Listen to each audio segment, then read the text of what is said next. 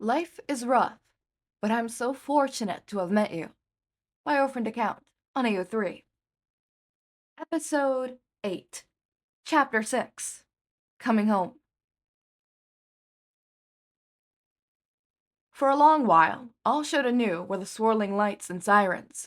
He could feel the cold sweat dripping over him, and hands were pressed against his neck and wrist and torso. A hand pressed particularly hard against his ribcage, and Shota bit back a groan. Someone said his name, but it wasn't anyone he knew. Actually, he didn't know anyone who was surrounding him. But if he was in an ambulance, surely Hisashi would be with him. Unless he's been injured on patrol. But then again, no, it hadn't been a patrol.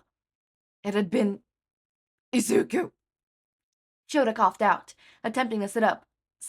Sashi and Izuku.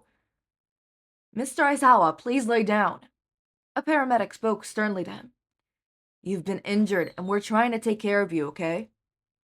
If there was any rules that had been hammered into Shota's in his time of attending UA, it was to listen to the goddamn paramedics, because they know what they're doing better than you. And so, despite his brain screaming at him, run, find Hisashi, find Izuku, protect my family, Shota laid back down on the cot, coughing up more blood. He tried to focus on the paramedic's voice. Ultimately, he failed. And finally, he passed out. Hisashi and Izuku slept through the morning into the early afternoon. It was only when Izuku started making little nightmare-induced whimpers, earning loud whines from Teddy, that Hisashi began to wake. Speaking in gentle, soothing tones, Hisashi stirred his kid awake, earning a teary-eyed look from the boy. Hisashi cooed him and ran a hand through Izuku's hair, saying softly, "Why don't you go grab something from the snack cabinet, okay, kiddo? I've got to make a few phone calls." The call to Shota's mother was longer than it should have been. What with Yumi demanding answers to her son's condition that Hisashi didn't have? Fortunately, Miko was also able to regain his wife and told Hisashi to call them back when he'd seen Shota. The call to work was the most brief of all calls he made, seeing as how Nezu already knew everything that went down everywhere and with everyone, especially his employees. Nezu told Hisashi to take a few days off and that he would take care of Shota's responsibilities. Whatever that meant. Hisashi didn't know and didn't want to know. His phone with Tsukalchi told Hisashi only the barest of details, the detective instead leaving everything beyond. He's alive and out of surgery, for Hisashi to discover when they got to the hospital. And so, with a sigh, Hisashi went to the kitchen, absolutely melting at the sight of Izuku, sucking down a jelly pouch, grape, Shota's favorite flavor, and crouched in front of his child. "Hey, kiddo," the man began. "I need you to run next door to grab some proper clothes." But Hisashi stopped short upon seeing Izuku's utterly mortified face.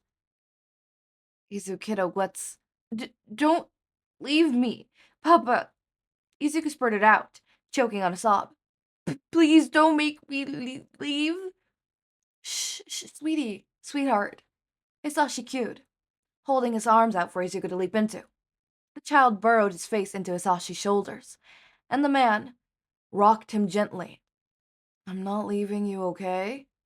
Let's head over together and get you some clothes. We gotta get dressed so you can see Daddy, right?"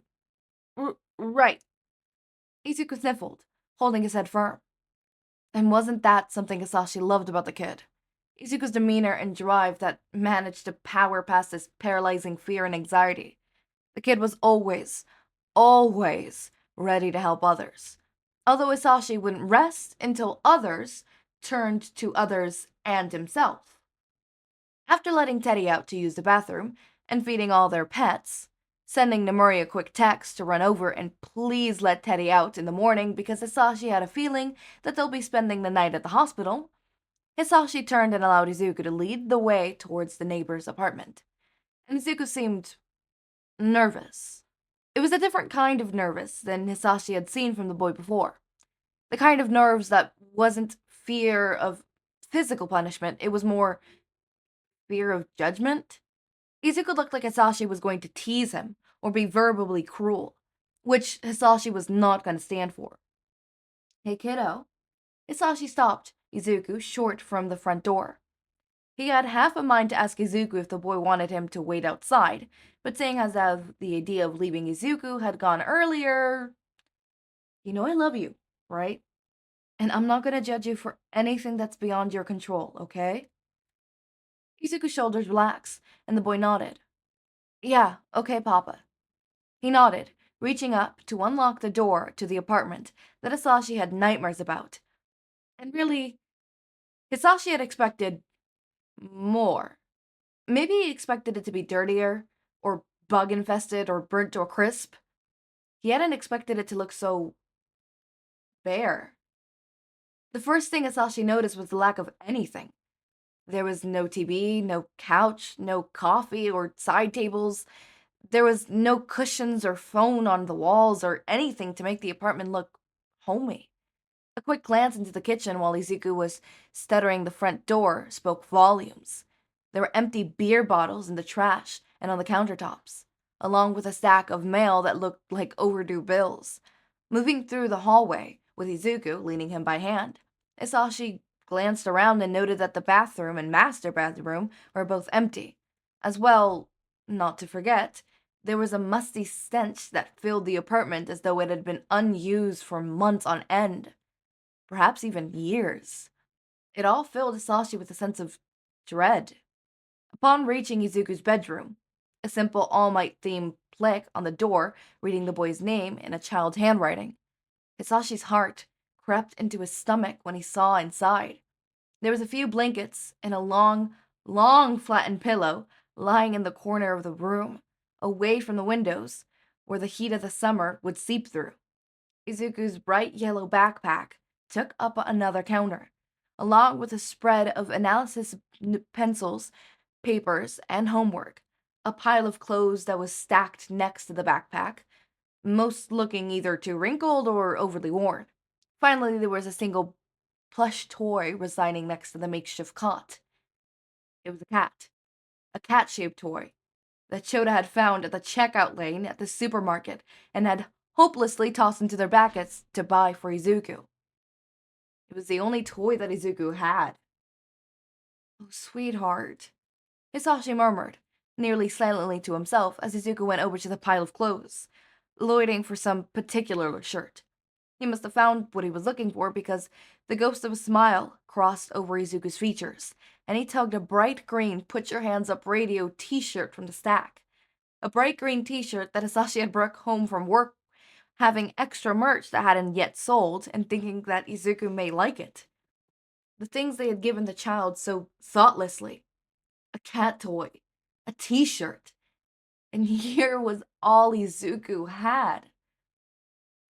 Kiddo, Hisashi began again, speaking a little louder. How long has it been since your dad been home? Izuku flinched. It was a full body motion that ripped a hole through Hisashi's already wounded heart. I... The boy began. I don't... I... I... I... And then quietly, I don't know. Izuku sniffled, rubbing at his eyes, and said, the lady at the office said that he hadn't paid her money for a home, so she needed it. The money. But I don't have any money, and I... And I... Izuku's breath was picking up at a dangerous rate, so Hisashi moved and a flash to be right in front of the kid. He worked the child through a breathing exercise, murmuring smoothly to the boy that he stroked Izuku's hair. It's okay, kiddo. We can talk about it more later, yeah? When you're with Daddy? Izuku gave the most pitiful okay that Hisashi had ever heard. Once Izuku was dressed, Hisashi hefted the boy onto his knees and kissed his forehead, taking the child out of that dreaded hellhole and back to their home. Their home. Because it wasn't just Hisashi's and Shota's apartment anymore. Looking back, Hisashi supposed they needed more than a new dog to fill the hole that was in their home. A child was what they were missing, and Hisashi and Shouta had lucked out. They had gotten the best one. In the end, Hisashi decided to wait on the conversation about Izuku's living situation until Shota was a bit more healed. Because when they got to the hospital, Shota was barely lucid with the painkillers and healing quirks he had been subjected to. He was even loopier enough to give Hisashi a loud sounding kiss on the cheek that had Izuku in a fit of giggles. Due to the healing quirk Shota had been placed under, he was clearly merely 2 days after he'd been injured. Hisashi had, of course, agreed to allow Izuku to miss school that Monday to see Shota home. He was, after all, able to make that decision now, being one of Izuku's legal guardians. It was only thanks to Sakalchi pulling that they were able to get the adoption paperwork so quickly. Hisashi was input with his husband, filled out the necessary papers to make sure Izuku could come home with them that very Monday. He also called their apartment complex and told their landlord that the Midoriya place needed to be condemned and the locks replaced. Briefly, giving the woman the shallowest of explanations that he and Shota had already taken on the young neighbor. The woman had sprouted, "God thank Lord knows that the father is a deadbeat," to which Hisashi had readily agreed. After a few more phone calls, to Nomori, to Tensei, to Michi and Yami, and to Hisashi's own family, Izuku was finally a part of their little family. Now there was only more matter to be settled. "So, Izu?" Hisashi explained with a wide grin as he finished the last of the paperwork. "Only one line blank. There's one more thing we need to take care of." From his position sitting on the hospital bed next to Shota, the man's arms slung around the child lazily as he read a book and Izuku peeled apart a baby orange. Izuku looked up cautiously. "What, Papa?" Shota stroked a little at that, still not used to hearing it from Izuku. Hisashi himself could only grin even wider back to his child. "Your name," Hisashi cheered. "Your last name, to be precise." Izuku tilted his head to the side, clearly confused. "What about it?" Shota rolled his eyes, nudging Izuku gently and speaking softly. "You're allowed to change it if you want." "Yeah, to Aizawa Yamada or Yamada Aizawa." Hisashi waggled his eyebrows, making Izuku giggle. "Or even just Aizawa or Yamada." "Only if you want to." Shota quickly amended. "There's no pressure to change it if you don't want to." Frowning down at the peels of oranges in his lap, Izuku chewed over the piece in his mouth silently. For a moment, there was only the sound of Hisashi's tapping foot and the turning of pages in Shota's book. And then, so quietly, so unsuredly, Izuku spoke. What about Yamazawa?"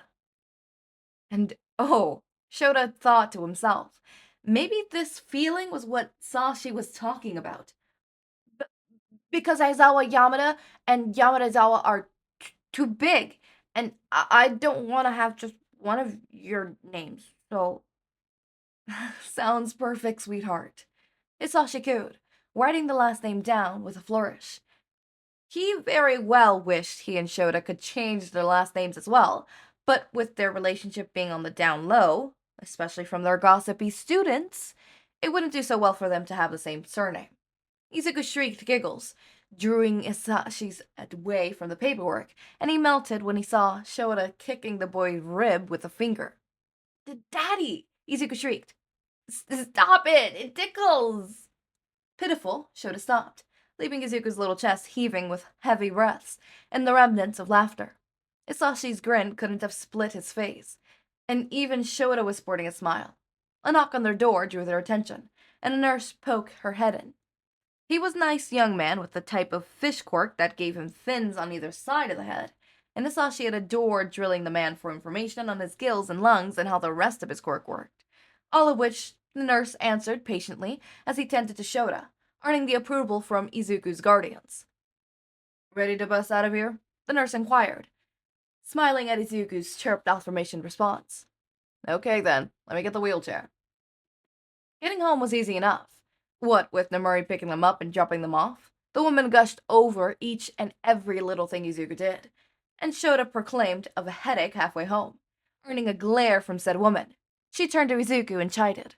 "Your daddy is such a stick in the mud." "No, he's not," Izuku retorted. He's the best, and he's nice and funny, and he's my favorite hero. What?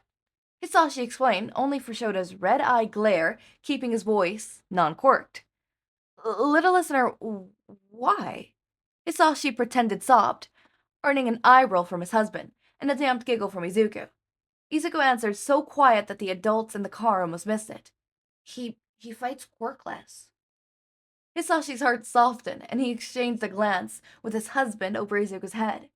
Shota looked contemplative and confused, and Hisashi signed to him, "Later, babe," to which the man nodded. The rest of the car ride was filled with Nomuri's sobbing over Izuku's cuteness and Hisashi singing to the radio. Shota proclaimed a headache once more, even as he smiled down into his shirt collar. Izuku pressed up against him. When they finally got home, they entered the family, collapsed onto the master room, king-size bed, allowing all three of their pets to flop up on them. Shota and Hisashi were flanking Izuku on either side, the child wrapping a hand around both of their shirts as he quickly scrummed over to sleep. Teddy curled up against their feet, while Spoke settled on Shota's pillow right above his head like a hat, and Bastard curled up in the nook of Hisashi's drawn-up knees.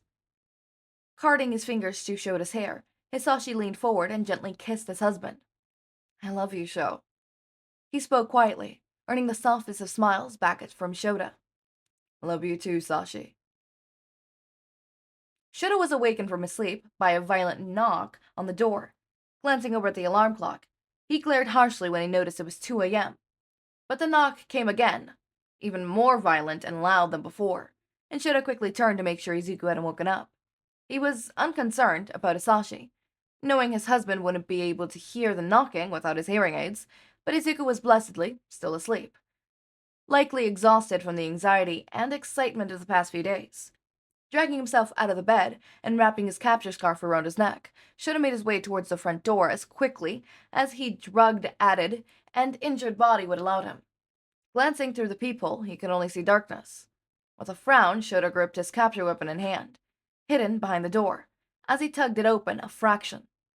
There, in the front of him, stood a man with dark, curly hair and lightly tanned skin. He had freckles over his cheeks and a glided, drunken look in his eyes. Shota's glare narrowed, because for the first time ever, he was meeting Hisashi Midoriya. Actually, I'm gonna be 100% honest with you guys. I kind of forgot that Hisashi appeared in the background. Like, not appeared in the background, but I mean, at the end of this chapter. I'm gonna be honest with you, that was a shock. I saw the knocking, and I'm like, wait, hold up. I don't remember this part. I just remember them getting home and then falling asleep. I don't remember this part. And I still don't remember this part. I'm reading it, I'm like, I feel like I'm reading it for the first time. I was so confused. I was like, what? What? And like, I'm sitting here and I'm reading. I'm like, what? Okay. And then the final chapter's here. I don't know what happened in the final chapter. I was a little confused because I'm like, chapter 6 seems to be the final chapter that I remember. So for some reason, chapter 7 completely flew over my mind. So we're both going in this blind, even though I've already read this fic. Like, I for some reason thought what happened in chapter 6 happened in chapter 7. For some reason, I erased chapter 7 from my mind. Okay, chapter 7 is called We Are Family plus the Extended. Late night visitors are handled, there's Loveling Family, and maybe a glimpse into the future, too. I don't remember this, but okay.